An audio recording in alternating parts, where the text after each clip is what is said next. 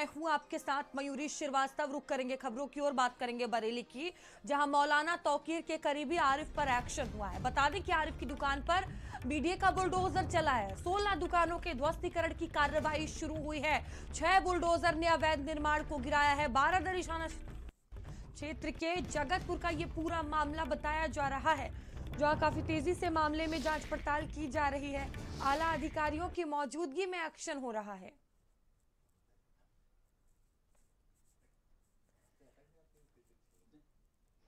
तो मौलाना तौकीर के करीबी पर देखिए लगातार एक्शन हो रहा है। आरिफ की दुकानों पर ये बुलडोजर चला है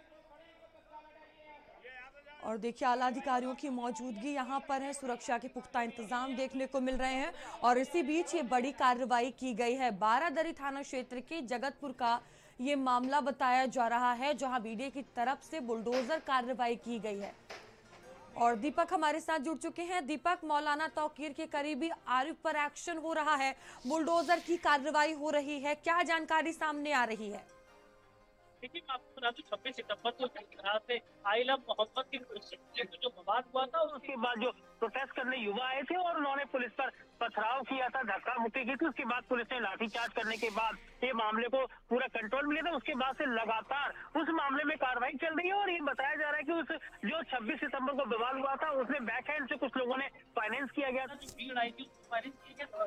तो बाद में चिट्ठीकरण किया था, निकल कर आया था ये जो आरिफ है, ये बैक हैंड से पर्दे के पीछे रहकर मौलाना तौकीर रजा को फाइनेंशियल मदद कर रहे थे और सपोर्ट कर रहे थे। इसके बाद से लगातार प्रशासन चिन्हीकरण की कार्रवाई कर रहा था और आरिफ का जो बारात घर है फ्लोरा गार्डन पहामबान, उसको सील कर दिया गया था और आरिफ के होटल स्काईलार्क को सील कर दिया गया था। बता दूं, ये वो मार्केट है जो 16 दुकानों का मार्केट है और इसको बीडीए ने पहले इसको सील किया था। सील करने के बाद इस पूरे मार्केट को सुनवाई का मौका दिया गया था। लगभग 3 महीने तक इस पूरे मामले में सुनवाई चली और सुनवाई के बाद अब बीडीए ने इसको ध्वस्तीकरण के लिए कहा गया। बीडीए की टीम सुबह यहाँ आधा दर्जन बुलडोजर के साथ पहुंचती है और इस कार्रवाई को ध्वस्तीकरण के लिए जेसीबी पोकलेन मशीनों को लगाया जाता है। देखिए जिस तरह से 16 मार्केट जांच में अवैध पाई गई और उसके बाद इस पर कार्रवाई हो गई। और देखिए यहाँ पर सीओ सुधी पंकज श्रीवास्तव तृतीय मौजूद है, जिनके नेतृत्व से पूरी कार्रवाई हो रही। बात करते हैं उनसे।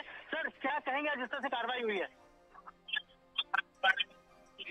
बीडीए के द्वारा 2 स्थानों पे ध्वस्तीकरण की कार्रवाई की जा रही है। इसमें पहली साइड जहाँ पे लोग यहाँ अभी खड़े हुए हैं, यहाँ पे 16 दुकानों के ध्वस्तीकरण की कार्रवाई की जा रही है और दूसरा पीलीभीत बाईपास रोड पे, वहाँ पे भी एक शोरूम है पीटर इंग्लैंड का, चल रहा है। इस संबंध में पुलिस द्वारा सुरक्षा के पर्याप्त और पुख्ता इंतजाम किए गए हैं, जिससे लॉ एंड ऑर्डर की कोई चुनौती न उत्पन्न होने पाए। देखिए, भारी भरकम पुलिस को तैनात किया गया है।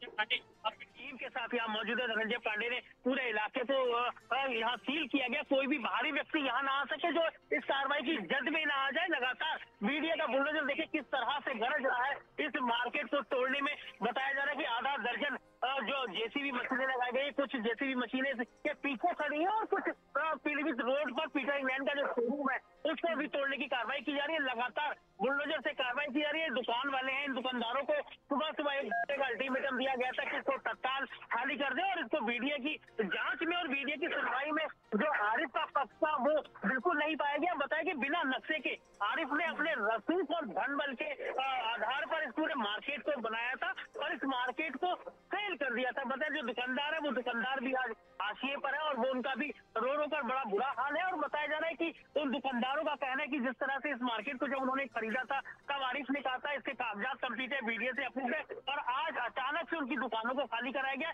वो दुकानदार भी आरिफ से ठगा महसूस कर रहे हैं और वो भी उनके जो आंसू है वो भी अभी निकल रहे थे और बता रहे थे किस तरह से उन्होंने कौड़ी कौड़ी करके पैसा इकट्ठा करके इन दुकानों को खरीदा था और आरिफ ने जिस तरह से उनके साथ चीट किया उसकी सजा उसको मिलनी थी। जिस तरह से आज कार्रवाई हुई है, ये माना जा रहा है कि आरिफ के द्वारा जो लोगों को झूठ बोलकर जो चीजें सेल की गई थी उसका नतीजा उसके सामने है। जी बिल्कुल दीपक, जो दुकानदार हैं वो परेशान होंगे जिस तरह से कार्रवाई चल रही है।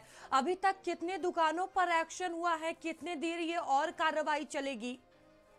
देखिए, मेरे पीछे ये जो मार्केट है ये 16 दुकानें हैं, जिसमें 8 दुकानें नीचे हैं और 8 दुकानें इसके ऊपर बनाई गई हैं। ये 16 दुकानों का मार्केट था और बताया जा रहा है शहर बारादरी का ये जगतपुर रोड है, इस रोड पर ये स्थित दुकानें थी। करोड़ों का ये मार्केट है जो बिना नक्शे के बनाया गया था और इसमें बताया जा रहा है वक्त की भी कुछ जमीनें इसमें थी, जिसको लेकर भी जांच चल रही है। फिलहाल बीडीए ने सुनवाई का पूरा मौका दिया और सुनवाई के बाद ये जो मार्केट था उसके बाद ये आज